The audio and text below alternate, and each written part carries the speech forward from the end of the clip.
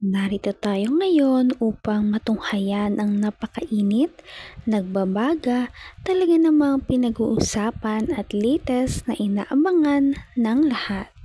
Ang latest update sa buhay ni Ate Erika at ang gulong nangyayaring kasalukuyan sa pamilya nila.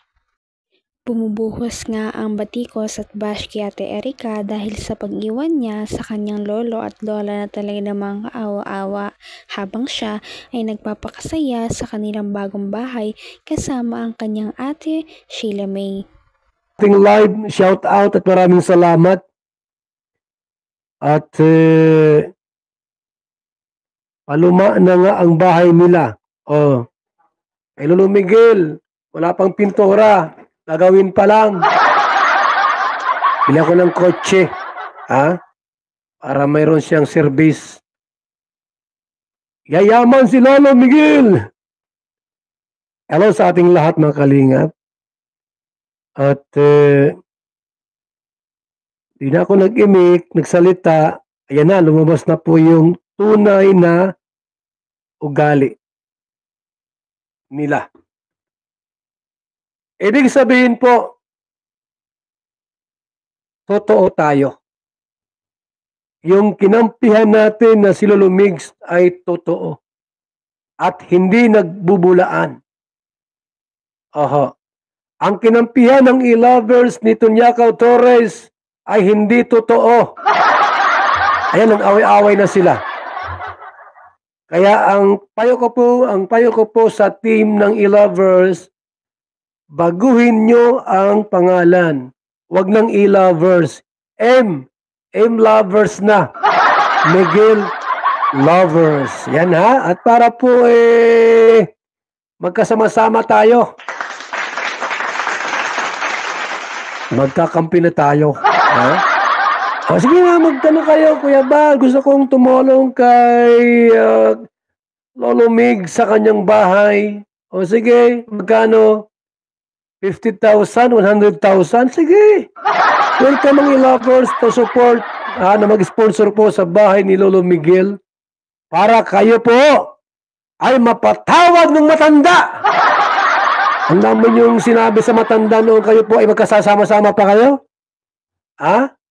Ang dami yung sinabi na hindi maganda kay Lolo Miguel. Siniraan nyo si Lolo Miguel. Ngayon, yung matanda po ay nagparadasal, nagpapanalangin. Manggagamot ba kayo ini? Di ba? Manggagamot po ang asawa ni Lolo Miguel. Naorasyonan kayo, nadasalan kayo. Ang the best yung gawin po, iiwan nyo na yung magkapatid ng lubusan at puntahan nyo po si Lolo Miguel. Lolo Migs!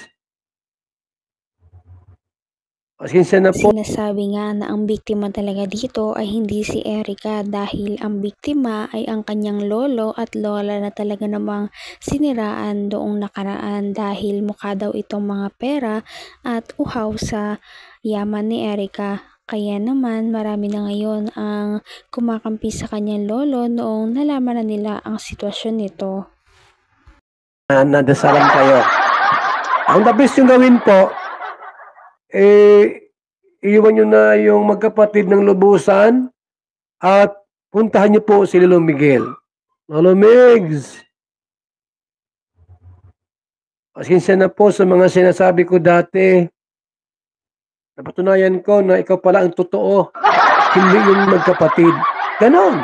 At magsimulang tumulong kay Lolo Miguel at sa kanyang mga pamangkin. Ayan po. Yung mga pamangkin ni Lolo Miguel, doon nakatira. Mga ano yan, pinsan ni Erika at Mian. Dahil kinukup nila. Yung dalawang pamangking dalagita, kinukup nila mga kalingap ni Lolo Miguel. Okay, yung bahay po nila ngayon, 2 kwarto. 2 kwarto doon sa pamangkin niyang inampon. Di ba? Ganun siya tumingin sa kanyang mga apo at mga pamangkin. si Lolo Miguel. Apo na pala niya itong dalawang nasa kanya. Kinupkup niya po tulad nila May at Erica. Kinupkup niya. Sapagkat si Lolo Miguel po ay mayroong mabuting puso at mapagmahal sa kanyang mga apo at kamag-anak. Anong ginawa ninyo? Wala kayong ginawang mabuting bagay sa kanya. Ituloy, kinarma kayo. Ang payo ko sa inyo ay lumapit kay Lolo Miguel at humingi ng sorry. Yun lang. Humingi ng tawad.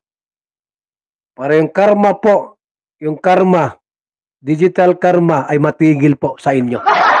Maraming salamat po sa ating lahat mga kalingap. Ako muna po ay pangsamantalang magpapaalam sa ating pong live ngayong gabi. Dahil wala nang nagpalipad. Thank you so much. Mabuhay po. God bless mga kalingap. Babay muna sa ating lahat. Salamat po sa mga nakatune in sa ating. Kahit marami na nga ang galit kay Erica, ay talaga namang advice ni Kalingap Val Santos Matubang na sana ay lumapit na siya sa kanyang lolo at humingi ng tawad sa kanyang mga nagawa. Dahil siya pa rin naman ay isang kadugo, kaya naman siguro ay magpapatawaran pa rin silang dalawa sa isa't isa. Sana nga ay magsisi na si Erica at ang kanyang ate. Pinabayaan ninyo yung taong nagmahal at nagpalaki sa inyo. So yan po mga kalingap, kinarma na. Dati talagang grabe yung natin, no? Inaaway tayo ng lubusan. At ngayon, ano nangyari sa inyo? Talagang totoo, di ba? Na iba ang ugali nila. Yung taong tumulong, aawayin.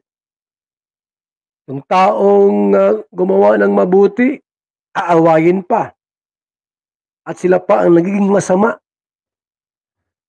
Gumawa ka na nga ng mabuti, ikaw pa ang naging masama. Yan ang nangyari sa pera ni John A. Ginapang ninyo at siniraan ninyo ang Team Kalingap. Yung matanda po ay natangay na dala. Yun pala, yung bahay ninyong pinagawa, wala pang kalahating milyon. Wala pang 400,000 yung bahay na pinagawa ninyo. Kapangit-pangit. Yung bahay ni Lolo Miguel po, kaganda-gandang pinagawa ko, mayroong swimming pool po yan sa likod. Yan ba kayong bahay ninyo dyan? Nakita ko. Wala pang kalahating milyon yung bahay na pinagawa ninyo. Ano lang? Kulang-kulang 400,000. Mukhang pera ay. Bahala kayo dyan kung ayaw yung lumapit sa inyong lolo at humingi ng tawad. Sapagkat digital na po ang karma ngayon, mabilisan. Dati ang karma, taon ang binibilang. Ngayon po ay oras na lang at araw.